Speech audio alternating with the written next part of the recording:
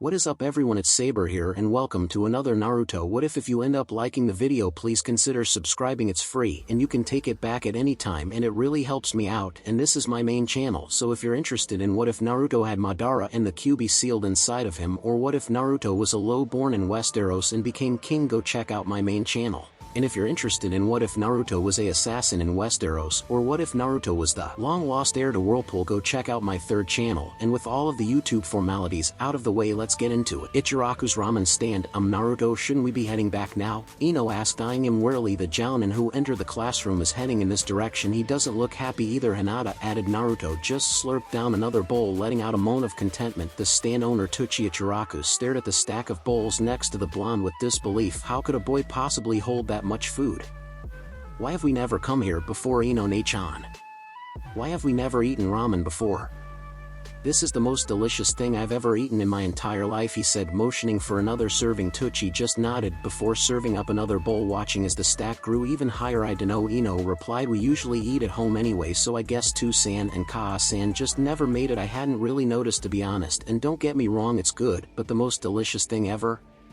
Naruto just nodded, already devouring his next bowl. Well, that's great that you've found a new favorite food, little brother, but we do need to get going. I think our teacher has finally shown up, Ino said, looking outside the stand. Naruto turned around, still slurping ramen from the bowl, to look at their supposed Jounin instructor. Kakashi's eye was narrowed, and even through the mask covering his face he looked angry. Genin, just what do you think you are doing? I believe you were told to wait in the classroom until your instructor came to get you, he said, his voice menacing. Ino and Hinata appeared rather worried, but Naruto simply tipped back his bowl and drained the last of the broth with a loud slurp. Patting his stomach, he placed the bowl on the counter, then turned back to Kakashi. Actually, we were told no such thing. We received no explicit orders and were simply informed that if we waited in the classroom our instructor should be along shortly to collect us. Kakashi's eye narrowed even further, staring at Naruto and beginning to leak a bit of killer intent. When Naruto didn't say anything further, he turned to look at Ino and Hinata, both of whom looked quite concerned, in stark contrast to Naruto's nonchalant attitude. Do you two agree with the smartass here?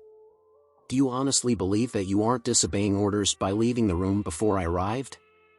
Naruto raised one eyebrow curiously but didn't say anything. Ino shook herself and straightened her spine. She nodded sharply, staring defiantly at Kakashi. Kakashi turned all of his focus onto Hinata, who shrank into herself a bit. What about you, Hyuga Genin? What would your family say if they knew you were disobeying orders before you even met your instructor? Kakashi pressed, raising his killing intent even further. Hinata shrank back even more but seemed to find a well of courage from somewhere and raised her head to face Kakashi firmly. Naruto-kun is correct, we have disobeyed no orders. Kakashi shook his head slowly. If you simply admit you are in the wrong, I will make sure you escape the punishment waiting for the other two. There's no hope for Naruto, and I'm sure he'll drag Ino down with him, but you don't have to suffer as well. Her gaze never wavered. If there is a punishment, I will face it with them, she said firmly. Their Jounin instructor just sighed, shaking his head sadly. This must be some kind of record, he mused. You just met your Jounin instructor and you've already passed. He finished. The aura of doom he had been projecting vanishing as if it had never been there. Hinata blinked slowly before gaping in disbelief. The sudden loss of tension left her disoriented, but Ino filled the silence nicely. What the hell was that? She yelled. What do you mean we passed?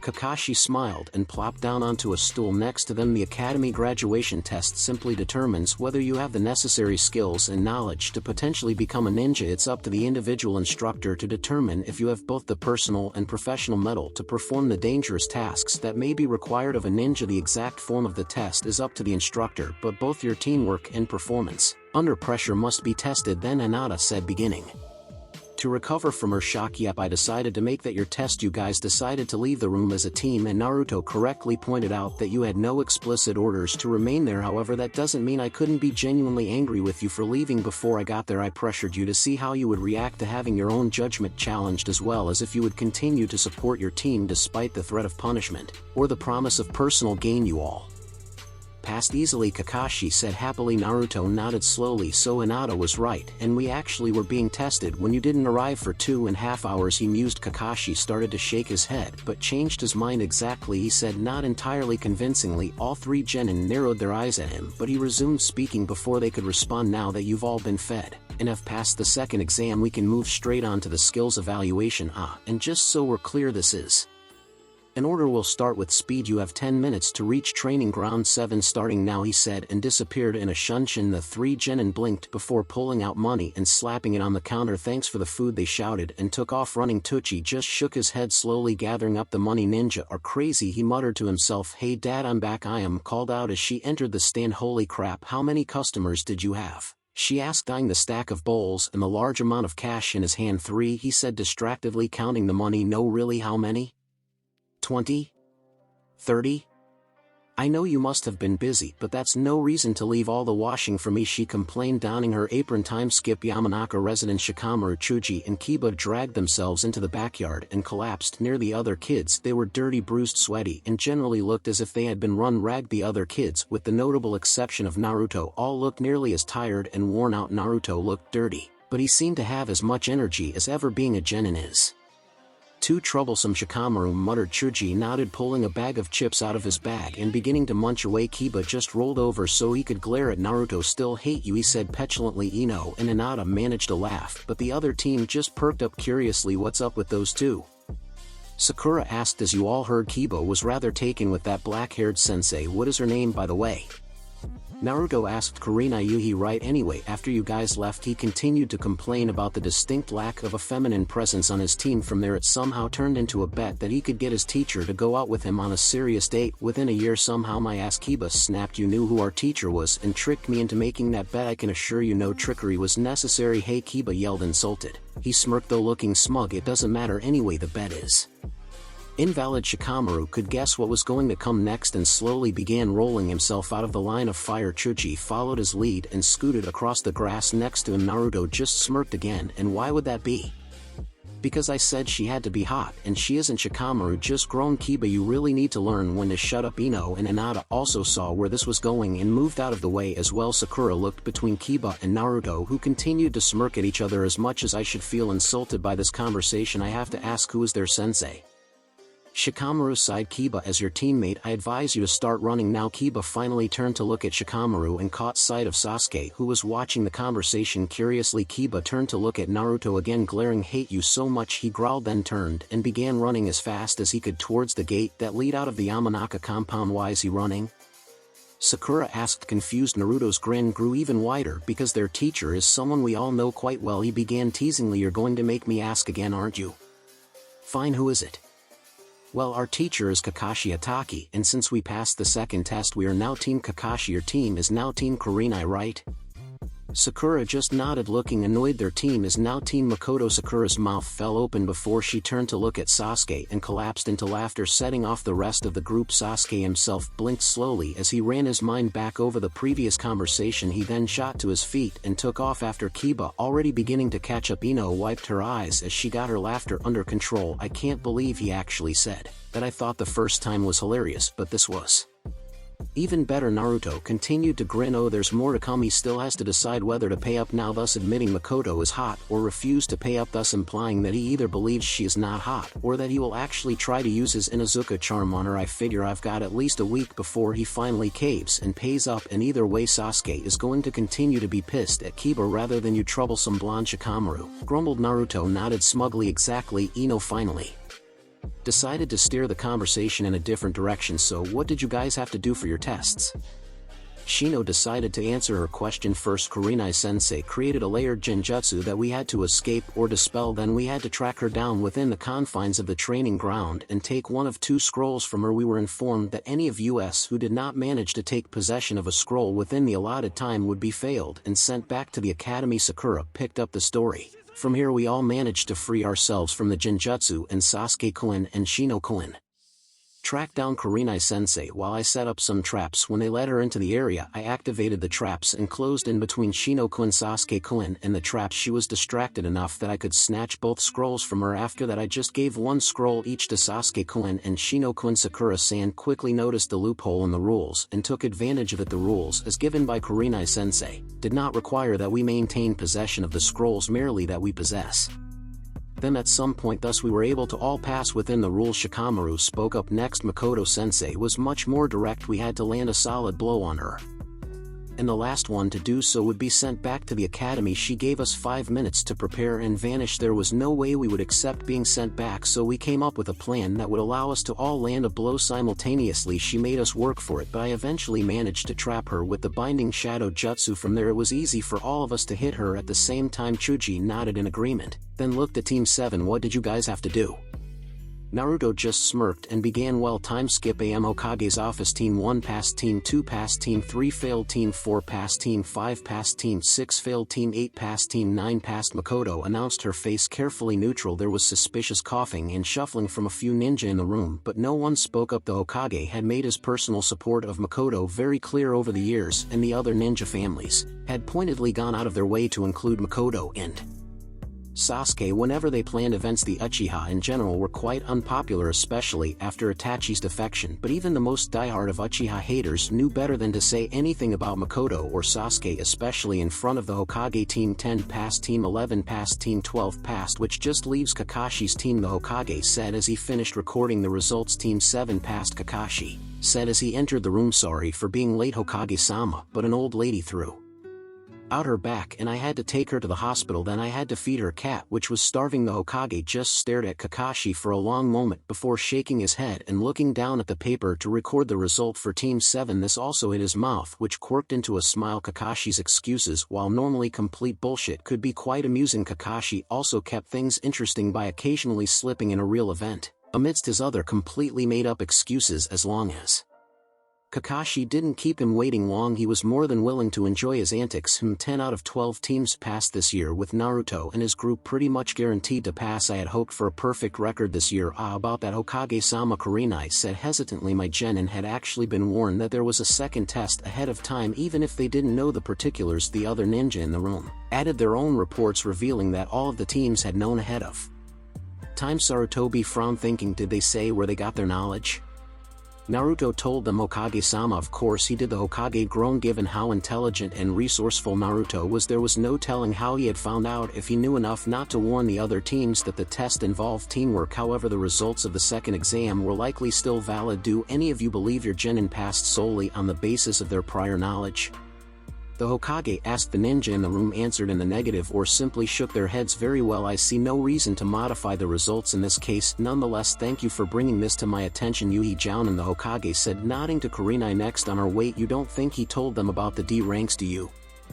The other Jounin in the room groaned. Kakashi chose to intercept that question. I don't believe so, Hokage-sama. His own teammates don't seem to be aware of what exactly a D rank entails, given their level of enthusiasm when I told them they would get their first mission today. Naruto himself seemed to be enjoying their enthusiasm a little too much, so I do believe he knows and has kept the knowledge to himself, Kakashi said, smirking. Excellent, then let us discuss the schedule for assigning the first missions today. The photographer has been booked already, and we simply need to space out the teams accordingly. As usual, we will go by team number, so the former Team 1 will get their mission at 1, Team 2 at 1/4 time skip. Mission assignment room. This is going to be awesome, Ino said, marching into the room. The mission assignment room served as the nerve center for the Genin and Chunin ranks of Konoha. All missions D through B rank were assigned here, and teams would report back to this room after their mission to submit reports and collect their pay stubs. The room itself was filled with several long tables stacked with scrolls of various colors. Each color corresponded to a specific mission rank and type, so that any experienced ninja could tell at a glance which types of missions were available and request one accordingly. Genin weren't expected to know this system yet, and so were assigned missions while they learned all the little details that went along with being a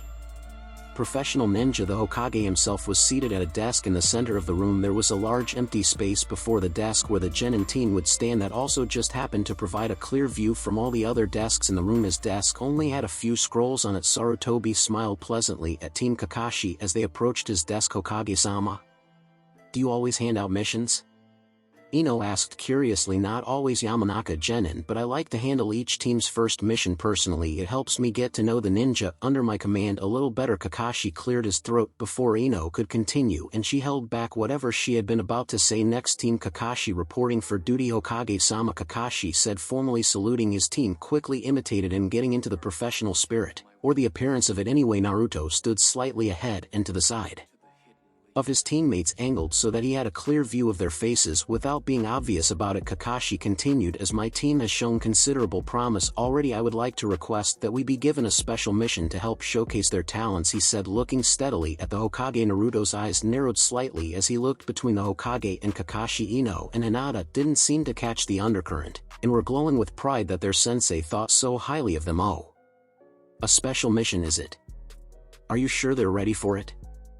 Oh, after their performance yesterday, Hokage-sama, I feel that they have more than earned it, Kakashi said, his voice serious. Ino and Hinata glowed even more, but Naruto's eyes kept darting back and forth. Well then I suppose I have no choice, the Hokage said seriously. He set down the scroll he had been holding before and reached to the side, picking up a bright red scroll with a black ribbon around it. Even among the other tables there was no scroll that looked like this. The other ninja in the room grew quiet as attention focused on Team 7. The Hokage cleared his throat and addressed Team 7. Now, before I give you this, I must warn you that while many teams have attempted this mission, very few have succeeded, and even fewer have done so within the allotted time. Rarely is a team entrusted with this mission as their first, but because your instructor feels you are ready, I will allow you to try. Do you agree to take this mission? Hinata looked like she was about to hyperventilate, and Ino had fires burning in her eyes. Naruto tried to stop her, but Ino stepped forward and said firmly, absolutely, Hokage-sama. The Hokage smiled. Excellent, he exclaimed. Your mission is to locate and capture Tora. The full details are on the scroll. Tora, Ino said slowly. I know that name, I imagine you would, the Hokage said, smirking. Madame Shijimi's cat is quite famous in Konoha. After all, Naruto groaned and dropped his face into his hands. Hinata had stopped breathing altogether, and her eyes were slowly widening in disbelief. Ino had the most intense reaction, however her face kept cycling between pale white and a flushed red as she took in the grin on the Hokage's face and the laughter coming from the other ninja gathering in the room. The flash of a camera finally set her off. However, what the food time skip training ground 7. So what have we learned today?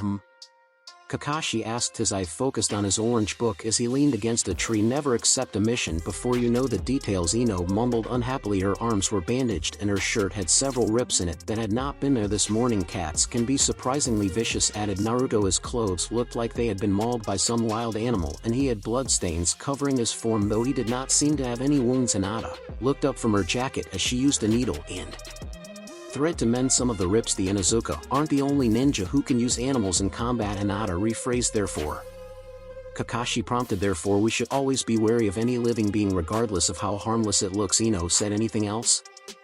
Hinata and Ino looked at each other and shrugged. Naruto sighed before he replied, and we shouldn't needlessly antagonize our sensei since he can get back at us in unexpected and painful ways. Always a good thing to keep in mind, he said. He snapped his book closed and moved to stand in front of his team. They looked up attentively as he addressed them. Now let's discuss your performance during the mission. First off, Ino, no matter how upset you are, it's considered very bad form to curse at the Hokage. Many other genin make the same mistake when receiving their first mission, but I would advise against repeating it in the future. Ino blushed and nodded. Hinata, excellent work in tracking down Tora, but you were far too hesitant to engage in the battle once you had him cornered. I understand that you have a fondness for cats, but you need to be able to put aside sentimental matters in the heat of battle. 1 second of hesitation can mean the difference between life and death, and enemies can and will exploit such moments ruthlessly. Hinata nodded quietly. Naruto, I know you can heal quickly, but you are still far too quick to engage an enemy without first assessing their capabilities, and you are still too willing to take injuries during combat. I know other people have attempted to correct this flaw in the past without success, but I will be much harsher. I will restrict this team from ever taking a C rank if need be. What? Naruto cried out, echoed by Ino. I am deadly serious. I will not take my genin out of this village only to have you charge in and get killed in your first battle. I know you are skilled, but you just got your ass handed to you by a cat. How do you think you'll handle a real ninja aiming to kill you? That was because I wasn't allowed to hurt it, Naruto protested. And you think you'll never be asked to capture another ninja or take out targets without resorting to lethal force?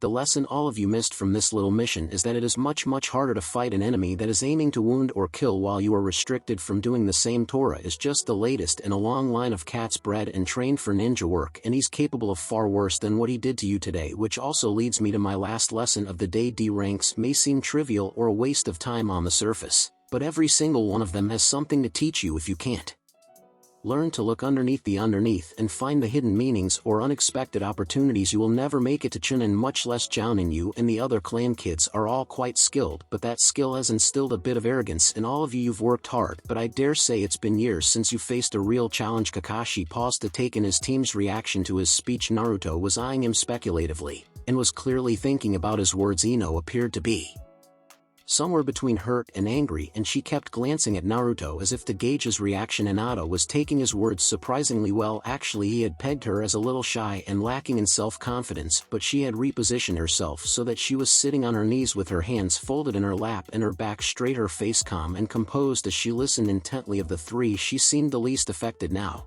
With that said, you all did a very good job on the mission. You actually broke the record for a team taking the mission for the first time, and were only 20 minutes off from beating the overall record. Your teamwork in tracking the target was solid, and once Hinata engaged in the fight, you played off of each other effortlessly. I don't know if you noticed, but the majority of your wounds came in the first 3 minutes of the battle. After that, you kept Tora off balance, and took very few injuries. I believe Naruto already knows ANBU code, though he shouldn't have taught it to either one of you without the Hokage's permission. I have actually secured that permission, and we will begin learning it tomorrow. Meet me back here at 9:00 a.m. We'll take another D rank and then spend the rest of the day training or practicing. Are there any other questions or comments before we dismiss for the day?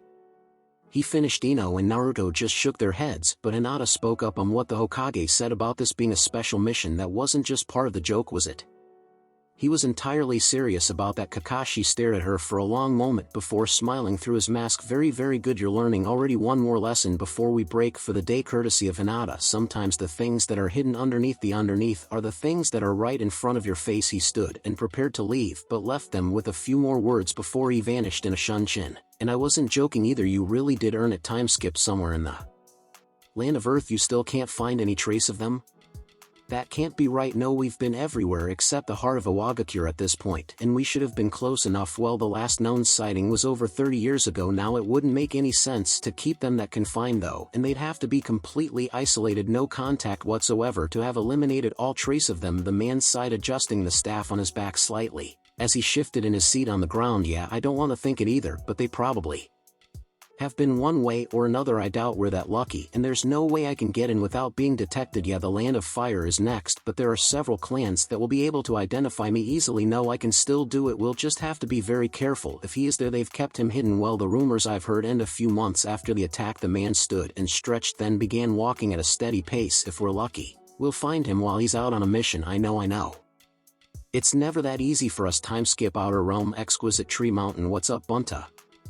It's pretty unusual for you to summon me here, Jiraiya said. He was currently sitting in the Toad Chief's home. Gamabunta was seated across from him, looking unusually solemn. The Great Toad Sage requested that we speak to you. Jiraiya grew tense. The last time the Great Toad Sage had anything to say to him, he got that damn prophecy. If this is about the prophecy, he began. Relax, Jiraiya-kun, Fukusaku said as he entered the room. Fukusaku was a very small toad standing barely as high as Jiraiya's knee. He was also over 800 years old, and he and his wife Shima were considered second only to the Great Toad Sage himself in terms of power and authority amongst the toads. It's not about the prophecy, at least not directly, Shima added as she entered after Fukusaku. Fukusaku-sama, Shima-sama, it's good to see you again, Jiraiya said respectfully. You too, Jiraiya-kun, Shima replied, smiling. Fukusaku nodded in greeting before he cleared his throat. Now, while we know that you have yet to fully master utilizing nature chakra, you have still advanced farther than any other toad summoner in the last 300 years or so. We've wanted to have this conversation with you for some time, but the Great Toad Sage always told us to wait. Now, however, we can finally talk to you. Jiraiya frowned. What is this about?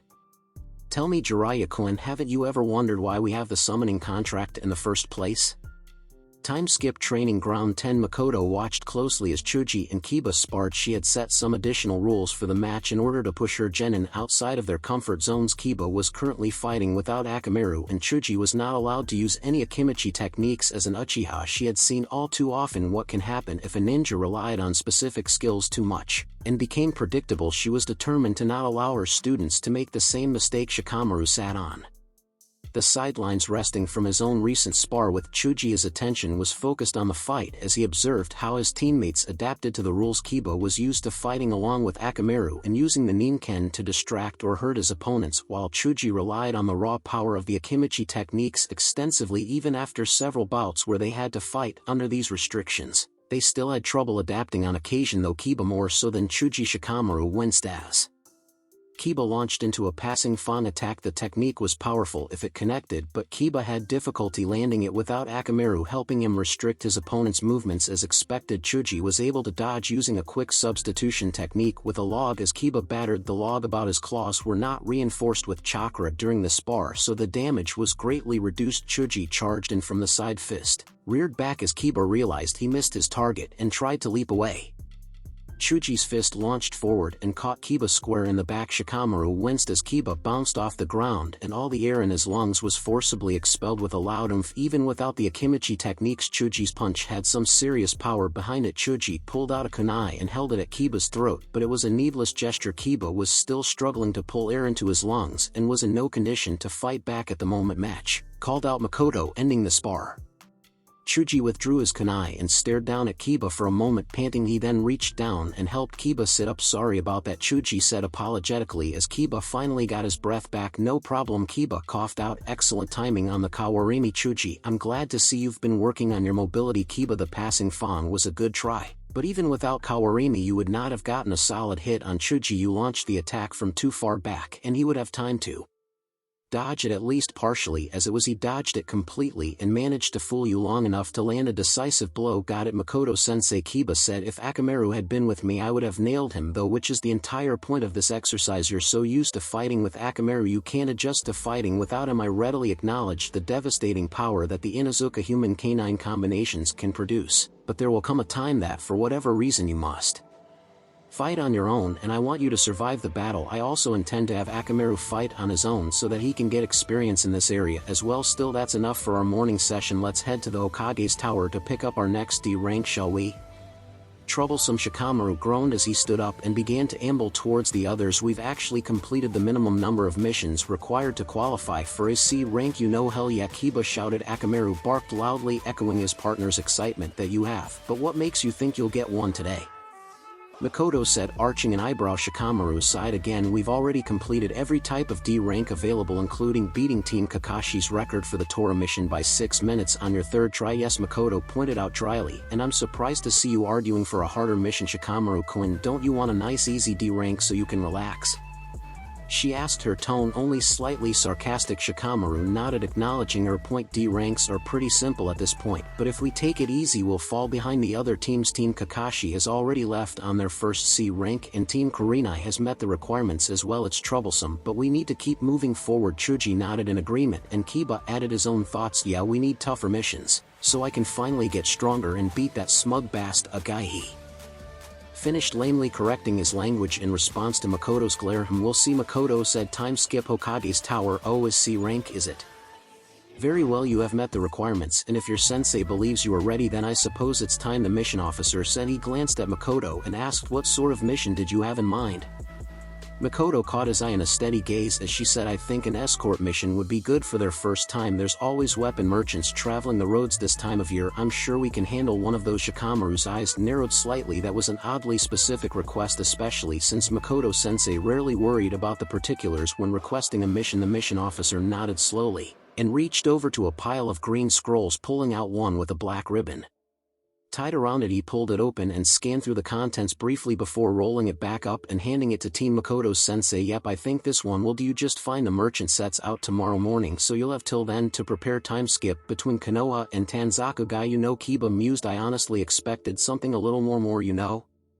He jerked his thumb to the string of 4 carts they were escorting. Chuji nodded, adding, yes, so far the D ranks were actually harder than this. Shikamaru shook his head. That's because the risk of enemy contact was 0. If the destination was inside Konoha this wouldn't even qualify as a D rank. Precisely, Makoto interrupted as Shikamaru-kun pointed out, there's always the threat of someone attacking the caravan, which is why these merchants decided to hire ninja in the first place. The land of fire is pretty safe, so there's only a small chance of anything happening, but bandits do pop up from time to time. If there was a chance of enemy ninja interrupting the mission it would be ranked even higher, A, B, or even an A rank. Her tone was relaxed and conversational, but her eyes kept sweeping the area around her expectantly. Akamaru growled softly as he trotted alongside Kiba. Kiba's head jerked slightly, but he maintained his pace and showed no other reaction. Makoto-sensei, he said quietly, Akamaru has caught the scent of several other humans, maybe as many as 24. They seemed to be on either side of the road. Up ahead I see, Makoto said softly, maintaining her place at the side of the caravan. Hopefully it's nothing, but until we know otherwise, assume they are a threat to the caravan and prepare to act accordingly unless things get out of hand. I'll leave this up to you. You need experience in such things, and there's no time like the present.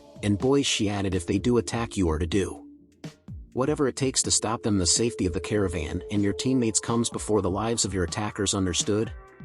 The genin stumbled slightly as they walked and looked a little pale, but nodded in acceptance. They had been training for years to become ninja, but never before had the prospect of having to take another person's life seemed so clear and imminent. The caravan continued its plodding pace for a few more minutes. The genin tried to keep up a steady and relaxed banter, but their conversation was stilted and strained as they contemplated the coming battle, and the fact that they would soon be making their first kills. Makoto watched their reactions with a small frown but said nothing further. The tension continued to weigh upon the genin as they walked when the arrows shot out from the forest and 10 bandits charged the caravan from either side, shouting and waving their weapons. It came as almost a relief now that they had a clear threat to focus on. Their tension and hesitation melted away and they reacted with reflexes honed through years of training. Shikamaru hopped onto the back of one of the carts and pulled out a brace of kunai as he began analyzing the movements of the bandits, snapping out a quick command to his teammates as he did so. In response, Kiba and Akamaru charged out to meet the bandits on the right, while Chuji moved to meet the bandits on the left. Makoto remained where she was and continued observing. She appeared completely at ease, but a close look would reveal that her jaw was clenched, and her hands kept twitching towards the kunai holster strapped to her thigh. The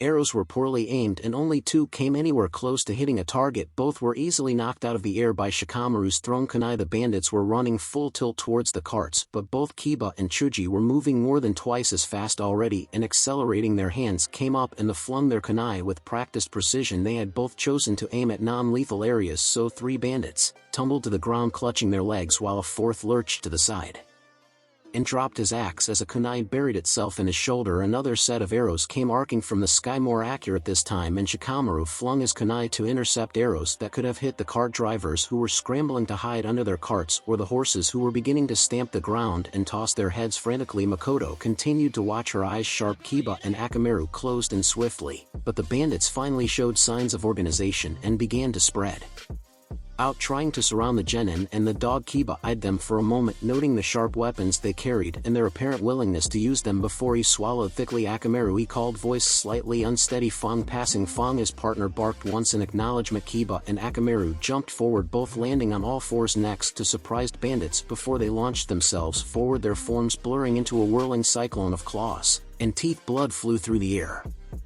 and the screams of their opponents were swiftly cut off. Shikamaru forced himself to watch Kiba's progress for a long moment before he turned his attention to Chuji's side of the battle. He absent-mindedly stepped sideways to avoid another arrow. Now that the cart drivers were safely sheltered beneath the carts, it was time to end the battle before the horses spooked and took off, possibly trampling their drivers in the process. He leaped over the side and ran towards the bandits facing Chuji, his hands flashing through the seals for his most practiced jutsu. Even as he moved, Chuji jumped to the side, avoiding a bandit's swing and punching forward, catching his opponent in the chest. The bandit stumbled backwards and fell to the ground, but the blow had been weak and he was already recovering and regaining his feet. Chuji cursed to himself. He knew he could hit much harder than that, but the thought of ending another person's life made him hesitate and reduce the force behind the blow. The other bandits were slowly circling around Chuji, trying to completely surround him and remove his ability to dodge their attacks. Soon the encirclement would be complete and Chuji would be in serious trouble. Shikamaru's shadow lanced out and connected with several of the bandits currently behind Chuji, freezing them in place. He was already stretching the available shadows to the limit. However, they were currently in the cleared area beside the road,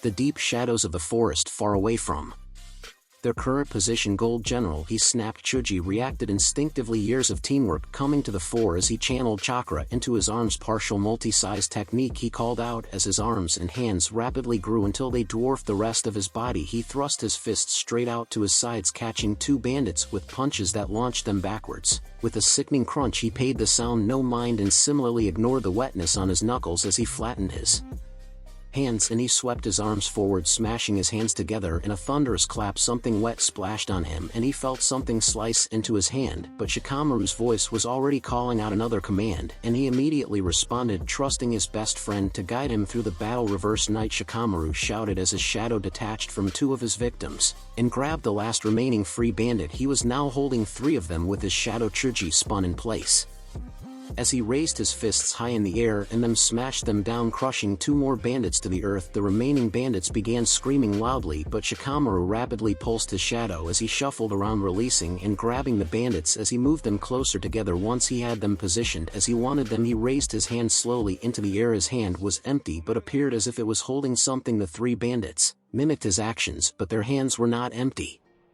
Each currently held a sword in their hands. Their eyes were wide and panicked as their bodies moved against their will. Shikamaru swallowed thickly and thrust his hand forward, striking the empty air with all his might. The bandits mimicked his movements, but rather than striking the empty air, they ended up stabbing each other. After a long moment, Shikamaru released his shadow technique and moved swiftly to Chuji. His friend had released his own technique and was currently staring at his blood covered hands. Come on, Chuji, we need to get the archers before they get away, Shikamaru said softly, his hand resting on Chuji's shoulder. Chuji looked up and stared at Shikamaru for a long moment, then nodded slowly. Time skip between Konoha and Tanzakugai. Makoto had talked to each of her students individually about their first kills. Their parents had talked to them before about this aspect of their duty as ninja, and they were as prepared as anyone could be, but it was still a traumatic experience. They all took comfort in the fact that they had come through it together and safe, and that they had done their duty in defense of innocent people. It helped ease the guilt and pain a little. Shikamaru's mind was focused on a different matter though. Makoto-sensei, he said, his voice breaking the contemplative silence that had descended around their campfire. You knew the bandits were there, didn't you? Chuji and Kiba both looked at Shikamaru oddly before turning to face Makoto. Makoto considered her response for a moment before she nodded yes, she replied. Kiba frowned. What, like before Akamaru spotted them? That's pretty. Badas are impressive, but she is a jounin. No, I mean she knew about them before we even left Konoha. Kiba looked at Shikamaru as if he had grown a second head. There's no way she could detect them from that far away. Jounin or not, he exclaimed. Troublesome, Shikamaru groaned. Not detected them, knew about them. She knew there would definitely be bandits on this mission. In fact, that was the point of the mission, wasn't it? Kiba still looked confused, but Chuji had a look of startled realization. You mean, he began, his voice soft yet Chuji. Shikamaru replied, the purpose of this mission was to have us fight and kill those bandits. They all turned to stare at Makoto, who met their gazes with a calm demeanor. Yes, she said again. How did you? Kiba started to ask Shikamaru, but he cut himself off with a growl. This is more of that hidden truth and under the surface stuff, isn't it? Makoto nodded and decided to fully explain the situation. As I'm sure you've learned by now, there's a lot more to being a ninja than jutsu and training like the Tora mission. All genin teams go through this at some point in their careers. Unlike the Tora mission, however, the purpose of this is very straightforward. This is when we find out if you can kill or not. Chuji swallowed past the lump in his throat. Those bandits? He asked. Those were real bandits. Make no mistake, by the laws of the Land of Fire they would be sentenced to death for their crimes. Konoha evaluates the skill level of such bandit groups and marks a few of the appropriate level as reserved for missions such as this by allowing genin teams to experience their first kills against those who truly deserve it. It is hoped that you can be eased into the harsher side of ninja life as much as possible. It also makes sure that the jounin sensei is prepared to intervene should things go wrong. She waited for the genin to say something else, but they all seemed to be lost and thought, well, since you're prepared to think about the situation, let's discuss your performance, shall we? The genin turned their attention back to their sensei. Once the battle started, you did quite well under the circumstances, but your preparation, or rather the lack thereof, was pathetic. The genin flinched at her harsh tone. You were so distracted by the idea that you might end up killing someone that you lost all sight of the situation. You didn't scout out to confirm the enemy's numbers, instead relying on Kiba's vague report. Via Akamaru, you didn't confirm their positions, or their intent, or even their armament. You gave no thought to warning the caravan of an impending attack or working out a plan of retreat should things go badly. You didn't account for the horses at all. I had to hypnotize 2 of them to keep them from stampeding. You also gave no thought to a preemptive strike which could have potentially ended the battle before it began and possibly eliminated all risk to the clients. Now, before you start complaining, I know there are many factors which could have influenced your decision, and the approach you ended up taking could have been the best one, but you didn't consider any of that. You surrendered control of the battlefield before the battle even started and allowed the enemy to strike at a place of their choosing and at a time of their choosing. If this had been enemy ninja instead of ill-trained bandits, you would all be dead right now. She examined her genin, noting their pale faces and grim expressions. It seemed they understood just how badly things could have gone. Good, that meant they were less likely to repeat their mistakes in the future. Fortunately, that exact problem is another reason why we have these missions in the first place. Now that you have experienced your first kills and engaged in a battle to the death, you are far less likely to let the thought of death distract you from your mission in the future, she said, her voice softer. We've got another hour before we need to start our night watch rotation, so until then let's discuss the actions you could have taken to better prepare for the fight. Time skip. Hokage's office. The Hokage looked up as he felt a familiar chakra enter his office through the window. The ANBU guarding him tensed, but he simply waved them off. Even if Jiraiya was a threat, it was doubtful the ANBU would be able to stop him before he could do anything. Good to see you, Jiraiya-kun. You're a bit early for your scheduled report. There's nothing serious going on, is there?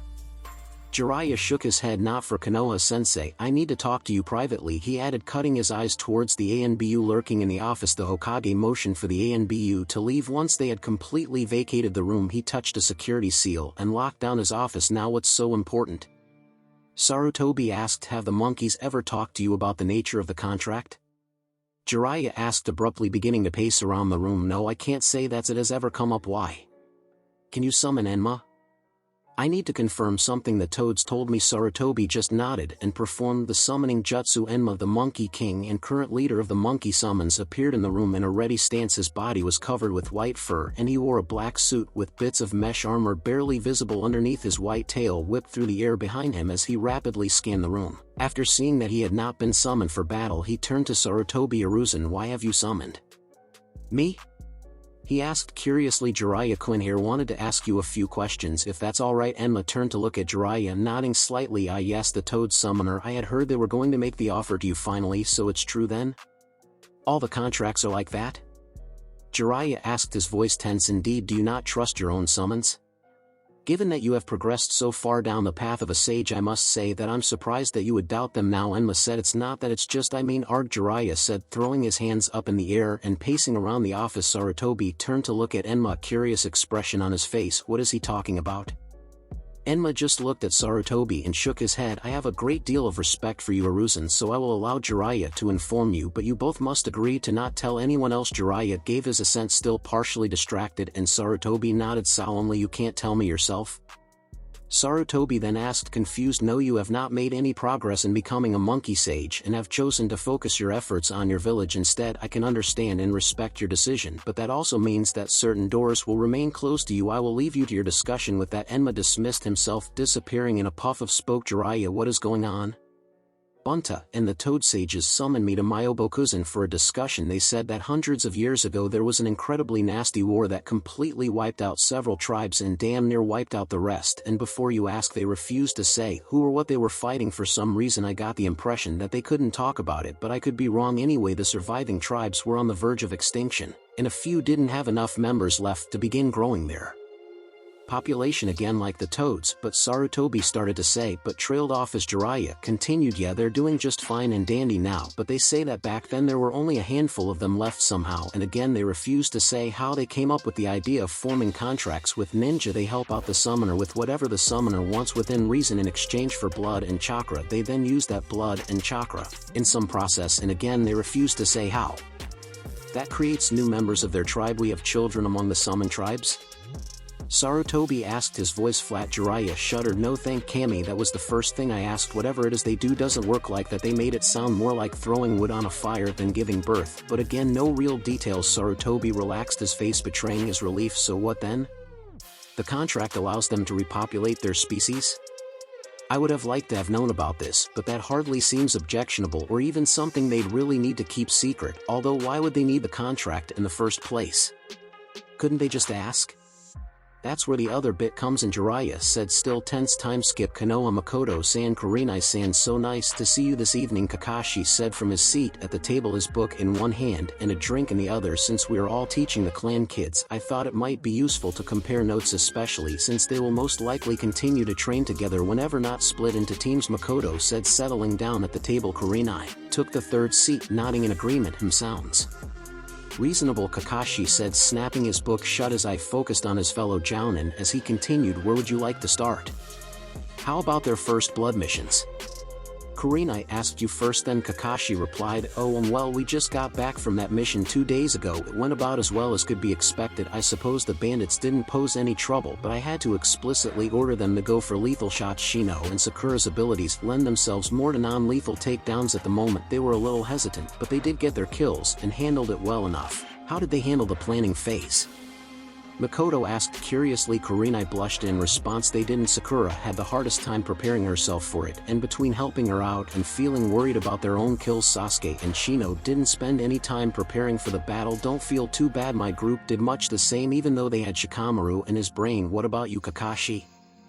I finally managed to get through to Naruto about not just charging into battle, so he actually took the lead on planning this one. Hinata located the bandits, confirmed their numbers and armament, and Ino snuck up behind them and used the mind transfer jutsu to take one of them over. She sowed enough confusion in their ranks that Naruto and Hinata had no trouble picking some of them off. Once the bandits realized what was happening, they attacked, and Naruto and Hinata took care of the rest with some ranged support from Ino. It could have been planned better, of course, but the caravan never so much as saw a single bandit, so I'll call it a success. Makoto and Kurenai just stared at Kakashi for a long moment. They had both talked to their teams about proper planning, but they hadn't actually expected a fresh genin team to do so well on their first blood mission. They didn't have any problems killing the bandits? Kurenai asked. Naruto certainly didn't, but this is hardly his first life or death battle. Ino surprised me with how well she handled it. Actually, there was barely any hesitation on her part. Hinata was more along the lines of what I expected, but both her teammates supported her and she got through it with a minimum of fuss. They knew how to help her without any prompting from me. Part of growing up a Yamanaka, I suppose. They fell silent as they contemplated the results of the various teams. Kakashi broke the silence next. The Chunin exams are hosted in Konoha this year, you know, he observed idly. Makoto nodded. 7 months away now. Kurenai looked between them. You're not suggesting that the teams will be ready, are you? I wouldn't be surprised if they will be, actually, Kakashi replied, but that's beside the point. The exams are in Kumo next and IWA. After that, the Hokage isn't going to send our teams into unfriendly territory. Between us, we have the most prominent genin in Konoha, as well as almost all of its major bloodlines. That's way too tempting a target for IWA or even Kumo. We also need to make a strong showing this year, and sending in rookie teams that can compete with foreign teams that have years under their belts will look very, very good. Makoto snorted. Everyone knows the exams are essentially rigged anyways. I doubt it'll make that much of a difference. Kurenai recoiled sharply. Rigged? We cheat in the exams? Kakashi and Makoto turned to look at her in disbelief. You seriously don't know? Makoto asked incredulously. Kurenai felt torn between irritation and embarrassment. Should I?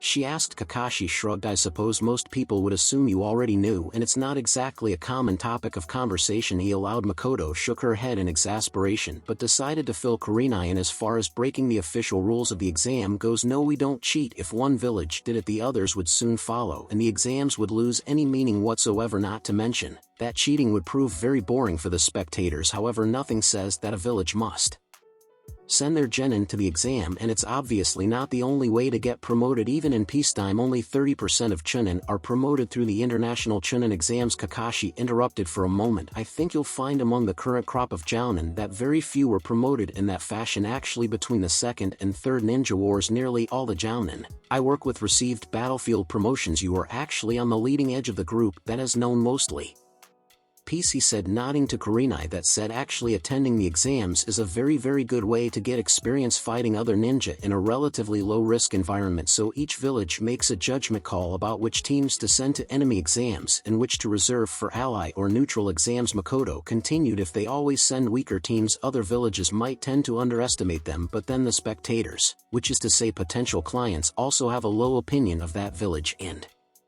don't send mission requests to them. Aren't most missions fairly local though? I mean, I can't remember the last mission I received that went more than 50 miles past the borders of Fire Country. Kakashi shook his head. For Chunin that's usually the case, but for Jounin, especially Elite Jounin, it's a very different story. Any mission that sends you that far away from your village and potential backup is automatically an A rank, and quite often S rank, the kind you have to specifically qualify for. Further, anyone willing to go that far from home is looking for some serious help, which means they are willing to pay serious money. A single S rank can cost as much as 100 times more than an A rank. The really nasty ones get even higher. Kurena's jaw dropped. Even if it was just 10 times the average A rank, they were still talking hundreds of thousands of Ryo. What kind of mission would justify paying that much? The kind no one ever admits to asking for or taking. Kakashi said, holding her gaze. She quickly decided she didn't want to pursue that line of conversation and really didn't want to know what Kakashi would consider really nasty, and turned her attention back to Makoto. So the villages rigged the exams by holding some genin back and sending others to make themselves look good? Yes and no. Makoto said the village has to balance the risk of losing the team in the exam, the risk of exposing any village or clan secrets during the course of the exam, the chance to gather information, the chance to spread disinformation, the value of attracting foreign clients, the risk of alienating those clients which genin gain experience fighting the best other villages have to offer, and which are held back to go through the relatively easy exams held in their own or allied territory. There's a lot going on and each village goes about it differently. Kakashi spoke up again. Konoha itself tends to take a balanced approach. We'll send 1 or 2 highly qualified teams along with a batch of weaker teams to enemy exams and reserve the rest for allied exams. Lately the Hokage has made a point of holding back certain genin teams from promotions just a little bit longer than strictly necessary, specifically so they could make a splash in enemy exams. Hana Inuzuka's team is a good example. Still, we never send anyone to IWA as it's considered outright hostile territory, and we're very careful about who we send to Kumo. Since the incident, Kurena's face lit up in understanding. So if we don't make a splash now, it'll be over a year before we get another chance. Yep, and the Kiri exams tend to be the worst attended, so it's really closer to 2 years with a group of the potential. This one as well, we could make an impression that could last a lot longer than 2 years. Kurena nodded, then asked, so our teams will definitely be in the upcoming exams as rookies? Makoto snorted. Once they get a bit of real experience under their belts, I wouldn't be surprised if they had a real shot to win the whole thing. Time skip. Konoha training grounds. Ino and Kushu had taken advantage of their day off from training and missions to retreat to their private training ground. The training and experience they were getting on Team Kakashi was quite valuable, but they couldn't talk openly or address some of the more unique aspects of Kushu's skills around their sensei or teammate. Have you gotten any farther with the whole Yuki backlash thing? Ino asked. Kushu shook his head. The distance has only slightly increased. It's still far too limiting compared to what I could do before I was sealed. Well, how about progress on seals then? You've been studying them for years now. Surely you've gotten something. Storage seals, security seals, and basic exploding tags is about it. They're quite useful, granted, but there don't seem to be any sealing specialists around to allow me to progress further. I already know more theory than most of the ones I've talked to. What about Sage Jiraiya? Didn't the Hokage mention him specifically when you asked about seals? He was the 4th Hokage's teacher, and he was there in the office after you got sealed, so he knows who you are, Ino said uncertainly, trying to find some way to help. Kushu snorted. I haven't seen hide nor hair of him since, if I remember his signature right, he's only in the village once or twice a year, and I haven't been able to accidentally bump into him. He goes straight to the Hokage's tower and then straight out again. Ino frowned and leaned back on her hands, thinking, well, the 4th Hokage was a seal master too, right? He sealed you after all, so he must have been pretty good. Wouldn't he have notes or something? Kushu cocked his head to the side, considering the idea. Almost certainly, but where would they be? He had to live somewhere. I know he didn't live in the same place. Sandame-sama, did the Hokage's personal compound, the 4th, actually passed a law that made what used to be the Hokage's personal compound into the Sarutobi compound in recognition for the many years of selfless service of the 3rd Hokage? Does the Hokage still live in the Sarutobi compound? Yep, so what happened to the new compound for the Hokage?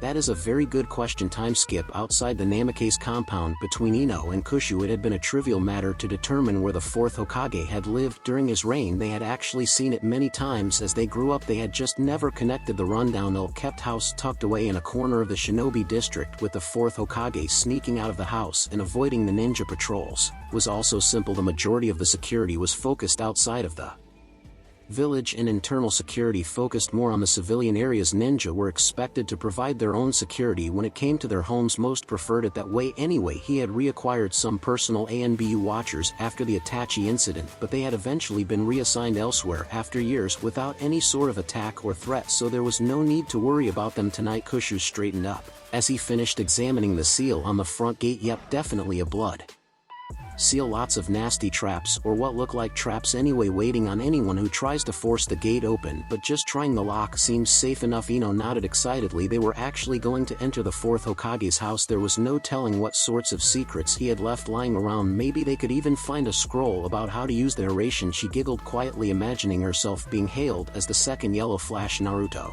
would get to use it too. Obviously they could be the Flash twins. Okay. She definitely needed to come up with a better name that would properly capture the awesomeness they would soon contain. Kushu shook his head as Ino's gaze grew distant. She kept giggling to herself and mumbling the word Flash over and over. He probably didn't want to know what that was about. He pulled out a kunai and sliced open his palm, letting the blood splash over the seal. Since the body was that of the fourth Hokage's son, his blood should release the seal. The seal began to glow a soft blue, and he grinned widely. The seal continued to glow for a few seconds, then reverted back to its original state. His grin faltered. The seal should have disappeared, or the gate should have opened, or something. Ino snapped out of her daze when she noticed the seal revert back. What the hell? She hissed. Why isn't it open? She stepped forward and started to push against the gate. She barely had time to feel more than a small tingle before Naruto yanked her backward. That would be a very bad idea, he said quietly. I can't even recognize half the trap seals on there, but the ones I can decipher would do very nasty things to me. I don't want to see what they could do to you. Ino's face turned chalk white. Oh, she said faintly. Right, no touching. She nodded shakily to herself. Why didn't it work though? You're definitely his son. It should have worked, right? Yes, the entire point of using the blood seal is to make sure close relations can also open it. Even the most restrictive designs still work for first cousins. I can only conclude that the fourth Hokage is not the one who placed the seal. Who the fuck placed the seal on the fourth Hokage's compound if it wasn't the fourth Hokage? You can tell just by looking at the place that no one has taken care of it for years, and there's no way anyone would let the Hokage's personal compound just rot if they had a choice. Kushu carefully wiped away the blood on the seal, making sure not to make direct contact with the gate. It would be very bad if he left any evidence behind, and this somehow got traced back to him. He knew all too well that even small drops of blood could be enough for a comparison and possibly a match. Just to be safe, he extended a small bit of his Yuki razor thin and burned away any of the remaining blood. Come on, Ino Nachan, time to head back, Kushu said, moving away from the compound. Ino followed behind, giving one last forlorn look at the dilapidated house. She mumbled something mournfully before she hurried to catch up to Naruto. Kushu's ear twitched. What the hell was Flash twins supposed to mean? Konoha training grounds. Kurenai-sensei, is something wrong? You've been training us especially hard lately, and you've seemed a little tense, Sakura asked hesitantly, her voice concerned. Shino and Sasuke turned to face Sakura for a moment, then looked at Kurenai expectantly. They had also noticed Kurenai's tension and had discussed possible causes with Sakura after their team was dismissed last week. It had started gradually, but their workload and the hours they spent practicing had increased significantly lately, far more than seemed normal. Kurenai startled slightly, then turned to face her. Genin, what makes you think anything is wrong? She asked. The Genin just stared at her for a long moment, and she blushed. Even to her that was a very weak defense. She sighed and motioned for her Genin to follow her. Their daily mission could wait for a while. They settled down in a quiet tea shop that served her favorite brand. She allowed the Genin to order their own drinks before she settled back in her chair and eyed them appraisingly. They returned her stare calmly, each privately wondering what they were going to talk about. I'm not really supposed to say anything for a couple of months still, but there's technically no hard and fast rule about it. The other Jounin instructors pointed out that the Chunin exams are in Konoha this year, and that all of our teams are likely to participate despite their rookie status. Her Genin appeared startled at her revelation. Well, Sakura and Sasuke looked startled. Shino's eyebrow twitched slightly, which was about as startled as an Aburame got. She was learned to read him though, and the tells were there if you knew what to look for. Sasuke sat back deep in thought. Chunin, he mused aloud, that's why you've been pushing us so hard? You don't think we're ready? His tone was even, but there was a slight hint of accusation there. She shook her head, blushing slightly. No, you all were already near Chunin level when you graduated. Skills-wise, at least you've been acquiring the experience needed quickly as well, so by the time the exams start you will all be more than ready. Sasuke relaxed, nodding to himself, but Sakura just looked confused. Then why have you been pushing us so hard? Her blush deepened. I may have made a bet, she finished quickly. Both of Shino's eyebrows twitched. This time you made a bet? he asked with the other Jounin instructors, I presume? She just nodded silently. Sasuke looked interested. What are the terms? He asked. Kurenai blinked, then looked at her team. They all appeared curious, but not angry. I thought you would be upset, she said quietly. It seems inappropriate for a teacher to bet on her students. It's not like you bet against us, right? Sakura said, waving off her concerns. Of course not, Kurenai replied, offended. Then there's no problem, Sakura said firmly. Still, what are the terms? Bragging rights or something? Kurenai waited until their drinks were delivered and the waiter left. Once he was gone, she leaned forward over the table, her students unconsciously mimicking her action. No, not bragging rights, something much better than that, she said. The genin listened intently, their drinks forgotten. Once she had finished speaking, Sakura surged to her feet, planting one hand firmly on the table. We are so going to win this, she shouted. Sasuke stood next to her, nodding firmly and already chomping at the bit to resume training. Even Shino appeared eager. Kurenai smirked to herself as she followed her genin to the Hokage's tower. She thought that would motivate her students properly. By the time the exams rolled around, she would give them good odds, even against someone like Naruto. Oh yes, that bet was in the bag. Time skip. Tsunagake, your Kasakage's office. You wanted to see us, Kasakage-sama? Temari said, her tone professional and polite. Even though she was addressing her own father, she had her war fan strapped securely to her back and was currently wearing her normal on-duty outfit, a mesh bodysuit covered with a white robe that stopped a little above her knees and was tied off with a red sash. Her younger brother Kankuro stood stiffly next to her, his black bodysuit covering most of his body and head. His face was painted white, with purple markings and what he considered as war paint. Gaara stood quietly behind them, staring dully out the window. He wore a mesh undershirt mostly covered by a black shirt, black pants, and a large white sash across his chest. A large gourd nearly half as tall as he was strapped to his back. Yes, your team will be attending the Chunin exams in Konoha in 2 months, the Kasakage replied, not even bothering to look up at his children. Temari wanted to ask why they had been held back so long only to be sent to the Chunin exams held by their ally. She wanted to ask why he had waited this long to tell them, as she doubted he had only recently made this decision. She wanted to ask why he wasn't even looking at them when he talked to them. She wanted to ask why he didn't even bother to address them by name. She wanted to ask many things she'd learned to stop asking years ago, though he never answered. Understood, Kasakage-sama, she replied instead, saluting stiffly. Kankuro mimicked her action. Gaara continued to stare out the window. The Kasakage kept writing for a few seconds, leaving them standing in their stiff postures. He slowly signed the document he was working on and calmly placed it on top of a small pile on the side of his desk. As he moved the next sheet in front of him and began reading it over, he added, you will have a special mission while you are there. Baki will provide the details in due time. Understood, Kasakage-sama, she said again, still maintaining her salute. She had relaxed out of the salute before he gave her permission.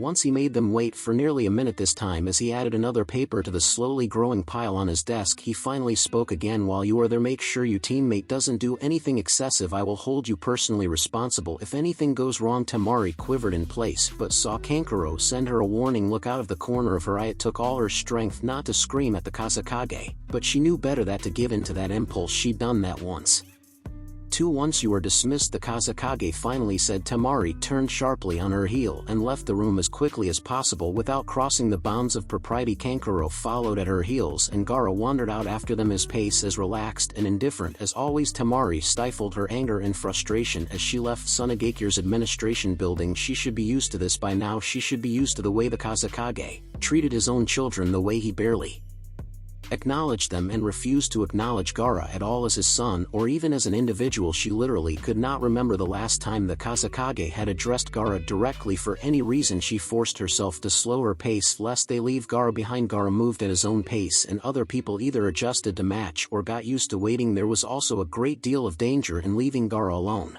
For any length of time, he was far more likely to kill random people when on his own. Merely being in the presence of his siblings seemed to have a calming effect on him, and they were siblings despite what the Kasakage liked to pretend. Temari refused to think of that man as their father, not even in her own mind, or what the other people in the village thought. Gaara was their brother. She would never forget that, nor would Kankuro. She was afraid that if they did, there would be nothing to stop Gaara from becoming the monster everyone else already believed him to be. Time skip.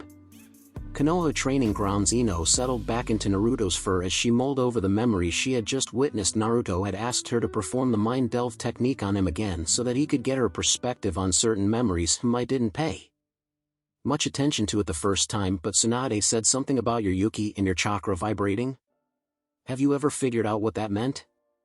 My first guess was that it has something to do with my yuki controlling the chakra forcefully, but that didn't make sense. Merely making contact causes that reaction regardless of whether I do anything with the chakra or not. Have you tried seeing if your yuki causes this reaction with other people?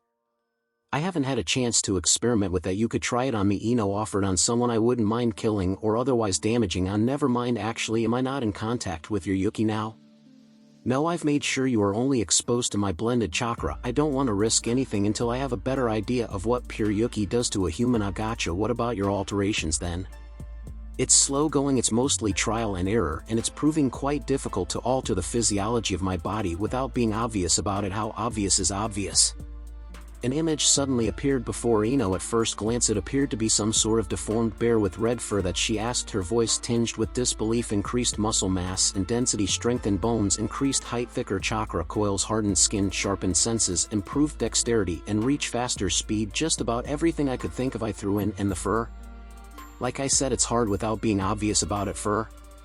Anyway, I've been able to slowly increase muscle mass and density and strengthen the bones, and my chakra coils are as expanded as this body will currently support. I haven't found a way to tweak my senses without the side effects. Everything else is a work in progress. By side effects you mean the fur? Anyway, I'm currently working on my eyes, but I seem to have hit a limit where the yuki concentration is concerned. If I boost it, any more side effects start showing up, and I don't think the ninja would react well. Fur on your eyes? Ino asked, sounding disgusted. No, will you stop it with the fur already? The pupils start slitting at first, and if I boost it even further they turn blood red. Something like this, Naruto said, creating a new image and dismissing the old one. Ino stared at the eyes for a long moment before she grinned. Now that is cool, you should totally do that. And you don't think anyone will notice or care? Oh, they'll notice alright, and they'll definitely care, but you already pointed out that you've been increasing your yuki over time, and you've already got the whiskers to show that certain physical traits bleed through. If you make it gradual they would accept the eyes for the same reason. An excellent point, I had forgotten about that. What do they do anyway? Sharper vision mainly. Oh, and they might perhaps maybe see through genjutsu, he added offhandedly, his tone smug. Seriously? Oh yes, I may have to hold back to allow genjutsu to affect me personally, but I'm still susceptible to external or wide area genjutsu. With this enhancement I'll be able to take care of that problem as well. That is so not fair. Now I'll be the only one on the team without a defense against genjutsu. Even Kakashi-sensei has a Sharingan. That is true, we'll have to come up with something for you as well. What, you're going to alter my body too? That's actually theoretically I could. I suppose I've been using yuki as a basis for everything so far, but some of the simpler things would work without such support. I'll have to think on this. No fur, Ino said quickly. Enough with the fur. Time skip. Konoha Hospital. Shizen looked up from her paperwork as the door to her office opened and her favorite genin walked in. His head was lowered as he closed the door behind him, and he kept his gaze focused on the floor as he settled into a seat in front of her desk. Hey Naruto-kun, it's nice to see you again. You don't come around often enough after you graduated, she said cheerfully. It's nice to see you too, Shizen-ne-chan, but I'm not here just to visit. I noticed something a little weird this morning and thought I should get it checked out. Shizen's mind went straight to the sorts of weird things that started happening to boys Naruto's age, but quickly dismissed that he was a qualified med-nin and knew everything there was to know about puberty or anything else related to the human body, and he had never seemed particularly concerned about his health before. That thought sent a shiver of fear down her spine. Naruto had never worried about his body or health before, so for him to worry and want to have it checked out. She was out of her seat and kneeling in front of him the next moment, her hand already glowing green as she scanned his body. What's wrong? What happened? She asked quickly. Naruto caught her hand and held it. She snapped her head up in surprise and looked up at him to ask what he was doing, and drew in a sharp breath. His blue eyes held her gaze steadily, the pupils elongated unnaturally. They were no longer perfectly round, instead beginning to warp into an oval that was stretched vertically. A casual glance wouldn't see anything amiss yet, but anyone looking directly into his eyes would notice. Quickly, oh, she breathed softly. Yeah, I just noticed it this morning. Do you know why this is happening? Naruto asked. Well, not offhand. Let me just have a look, she said, moving her hand over his face. She spent several moments using every diagnostic jutsu she knew on his eyes. Once she was done, she slowly moved back to her desk and sat down heavily. Well, Naruto asked. I'd like to try myself, but diagnostic jutsu never work quite right when you skin yourself. Shizen absent-mindedly nodded in agreement. There's nothing wrong, she said slowly. We thought the concentration of the tailed beast's chakra had peaked, but that seems to have been merely temporary. The concentration has begun increasing again, and it looks like this is a side effect, much like your facial markings. Oh, so you think my eyes will keep changing? Probably she said, I'll let the Hokage know about this and explain that this is a natural progression of your condition. You don't think that they'll? Naruto said hesitantly, shifting uncomfortably. Shizen was confused for a moment before she understood what he was trying to say. She moved back around her desk and wrapped Naruto in a hug. No one will think badly of you because of this, Naruto-kun. There are plenty of ninja who have physical changes because of bloodlines or jutsu. This is no different than the Byakugan or the Sharingan. Thanks, Shizen-chan, Naruto replied slowly, relaxing. Time skip. Otogakyure, I thought I told you I wasn't to be disturbed, snapped Orochimaru as he looked up from the table in his lab. He had been working on this particular experiment for the better part of a month and had reached a delicate stage. I don't believe you told me that. Not that I would care anyway, a voice replied. As a man emerged from the shadows, a body slung across his shoulder. His entire form was hidden by his voluminous black cloak, but the headband with a scratch across it marking him as a missing nin from Takigakyure and his pupilless green eyes were all that Orochimaru needed to identify him. Not that many other people could have gotten this far without setting off alarms. Anyway, Akakuzu, so nice to see you. I take it you have another delivery for me? Orochimaru said, his mouth spreading into a grin that was far too wide for his face. Only after I get my money, Orochimaru. Kakuzu said, not moving. Of course, Orochimaru replied, writing out a note on a handy piece of paper. Present this to my assistant and you will be paid as promised. Kakuzu took the note and eyed it critically. Satisfied, he dropped the body on the floor and turned to leave. Going so soon, Kakuzu? Aren't you curious what I want him for? Curious to see the fruits of my labors?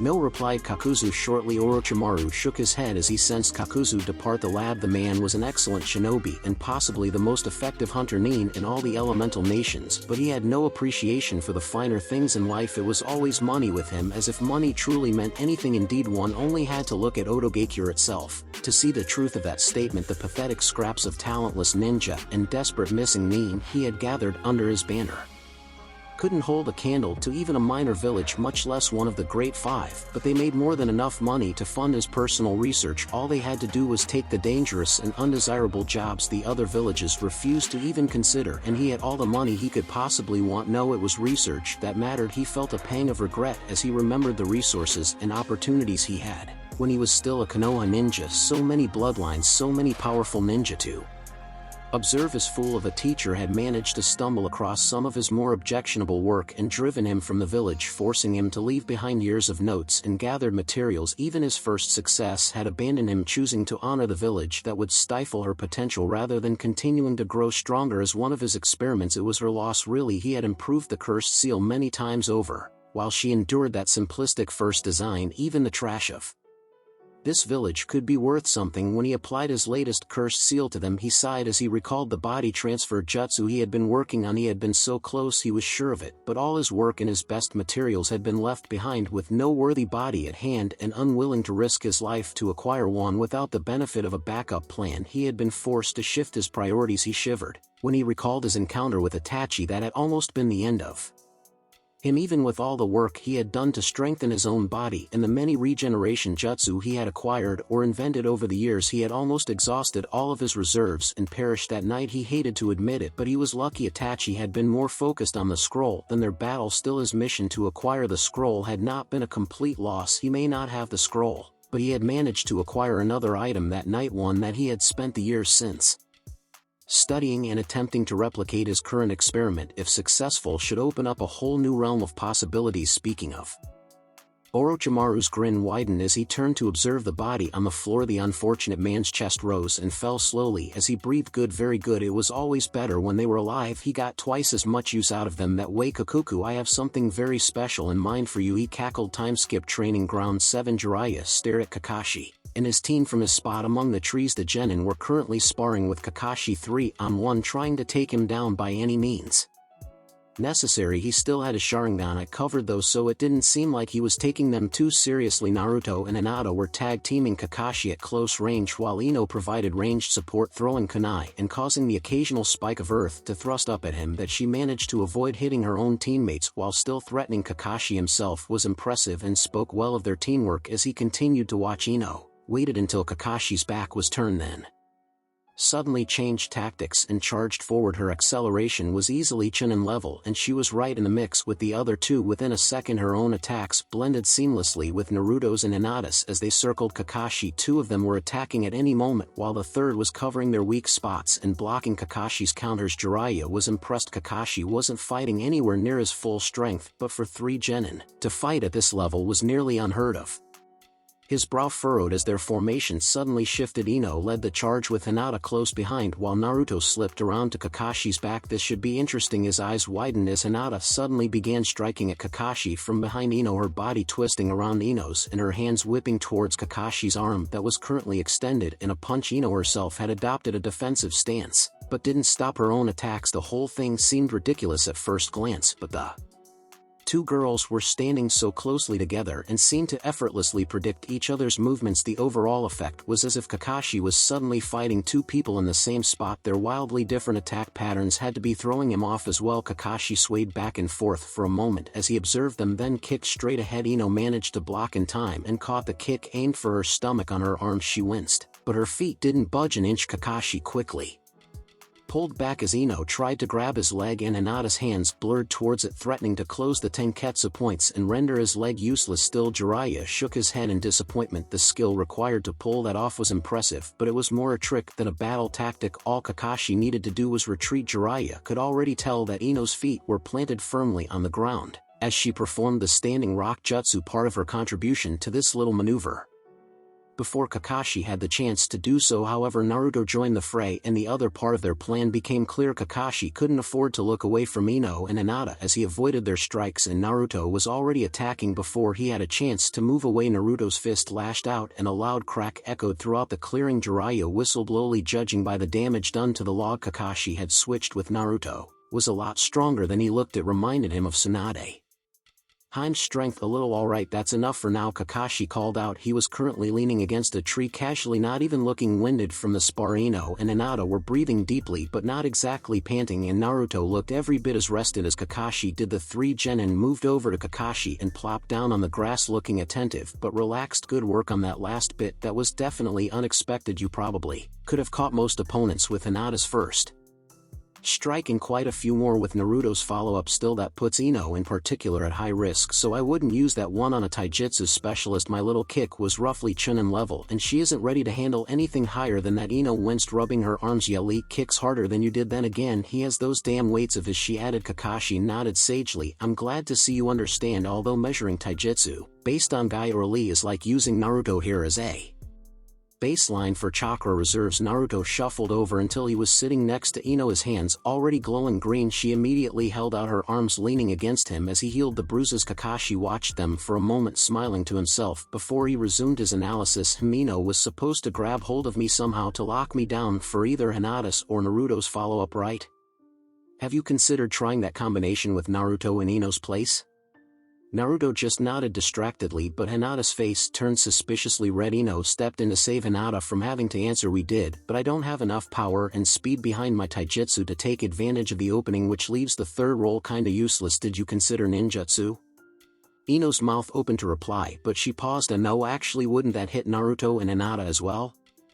Not necessarily, Kakashi corrected. Your timing and communication is very good already, and Hinata could use her Byakugan to see the jutsu approaching and judge when best to move away. Both she and Naruto are fast enough to move out of range. Naruto finished his work on Ino and moved over to Hinata. Her face was still a little red, but she allowed him to fix up the few bruises and scrapes she had acquired during the spar. What jutsu would work best with that?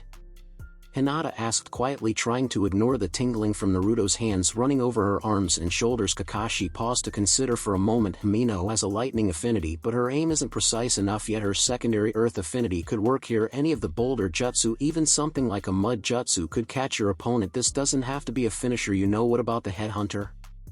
Ino asked. Kakashi smiled under his mask. Still upset that I caught you with that, More upset that you won't teach it to us.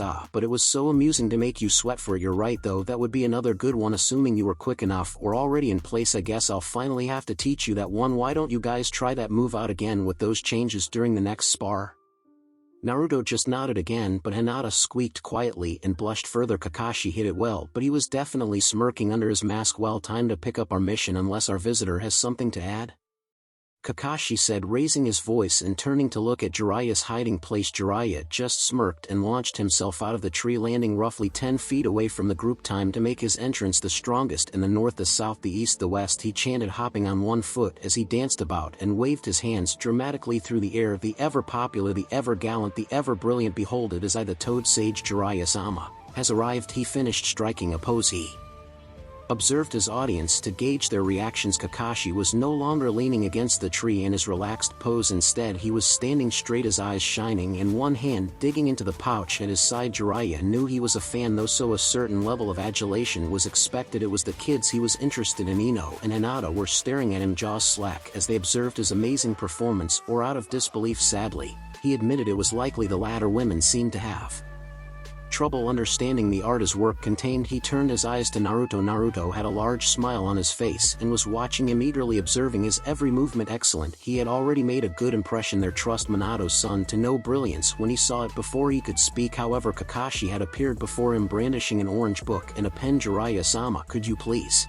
If it's not too much trouble, of course, please, Kakashi added, motioning to the book. Jiraiya just smiled and accepted the book, flipping to the title page and signing with a dramatic flourish. Anything for one of my greatest fans, he said. Kakashi giggled to himself, carefully stowing the book away in his pouch. He then cleared his throat and shifted to a more serious demeanor. What can I do for you, Jiraiya-sama? Kakashi asked. Actually, I'm here for Naruto, he replied. Since you just finished up your sparring session, I'm sure you won't mind if I borrow him for a bit. Shouldn't take more than an hour at most, he added. Kakashi's eye narrowed slightly. May I ask what you want him for? As his Jounin instructor, I should be kept apprised of any official business concerning my genin. Jiraiya was actually impressed. Most ninja wouldn't dare question him on any level, but it looked like Kakashi was very protective of his students. Nodding respectfully, he replied, and you will be should anything official happen. For the moment, this is simply an interview of sorts. Kakashi's eye widened as he considered what Jiraiya could mean by that, and he nodded slowly. Very well, we'll wait for him at the Hokage's tower. Kakashi gathered up Ino and Hinata and headed off. Ino in particular wanted to stay but relented when Naruto motioned for her to go on. Now that they were alone, Jiraiya took a moment to size up Minato's son. He stood a couple of inches over 5 feet but seemed to be avoiding the awkward lankiness that plagued some kids. His yellow hair was kept short, but still managed to spike up, reminding Jiraiya of Minato's own hairstyle. His blue eyes were exactly like his father's, though his smile had a slightly mischievous look to it that reminded him strongly of Kusinakami. He felt depressed just looking at the kid. Everything about him reminded him of mistakes he had made and promises he had failed to keep. He knew that he had been kept far too busy as Konoha's spymaster and strongest active shinobi to have possibly looked after Naruto properly, but that didn't stop the guilt from clawing at him. He could have done more somehow, visited more often, looked in on him every now and then.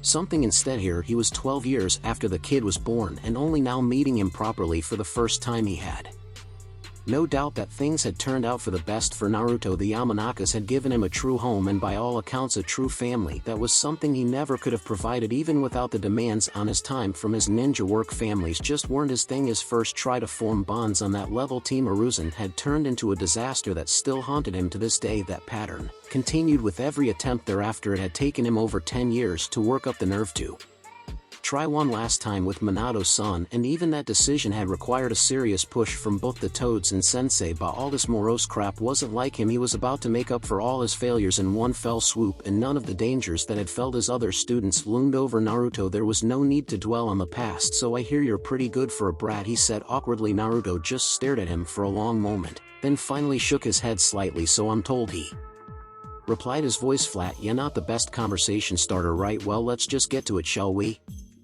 I'm here to make you a once-in-a-lifetime offer that I think you're going to love. My duties are about to change and I need to pass on my skills to the next generation. Before I move on, I carefully evaluated all the ninja available in an exhaustive process as well as consulting with the Hokage, and I have come to the conclusion that you are uniquely qualified to become my next apprentice. Jiraiya said. Naruto's eyes widened, and another smile appeared on his face. At least he seemed interested. Jiraiya thought to himself, it would be an honor to learn from a seal master such as yourself, Naruto replied, bowing formally. Jiraiya faltered. He had been referring to his position as the Toad Sage and passing on the Rasengan to Minato's son. He hadn't really thought about the sealing arts at all. Still, he could work with that. Minato had proven to be highly skilled with seals, so it only seemed right that his son would follow in his footsteps in that regard as well. Indeed, though the apprenticeship wouldn't be restricted to that I am also the holder of the Toad contract and a Toad Sage, as well as possessing unique knowledge of certain techniques. You will be learning a great deal should you become my apprentice, Jiraiya said. He smiled to himself as he watched the grin on Naruto's face grow. Naruto suddenly frowned. What exactly would this apprenticeship entail?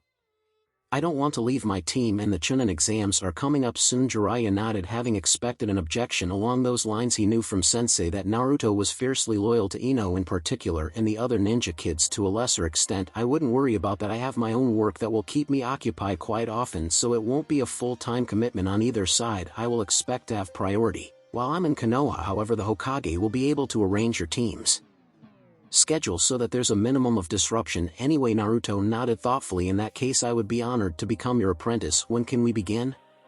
Jiraiya grinned and pulled the large scroll he always carried around off his back. He untied the cloth that held it closed and rolled it open with a flourish. Right now, in fact, I need a drop of your blood and your signature right here, he said, motioning to the blank space at the bottom of a list of names. Nearly all of the names appeared to have been written in black ink, but one shone bright blue. Jiraiya, this is the Toad contract, one of the most respected and sought after summoning contracts in all the elemental nations. The Toads will be your greatest allies throughout your life, so be sure to treat them accordingly when you summon them. Naruto approached eagerly, but paused as he eyed the contract, apparently trying to puzzle out the writing at the top. Don't bother, kid, no one's ever been able to read that. All you need to know about the contract is that you will be able to summon the Toads by using the summoning jutsu, and that you won't be allowed to sign any other summoning contracts without the Toad's permission. Naruto turned and gave him a very strange look, but nodded slowly. I see, said he. Paused for a moment. Do I need to sign in blood, or is a drop sufficient?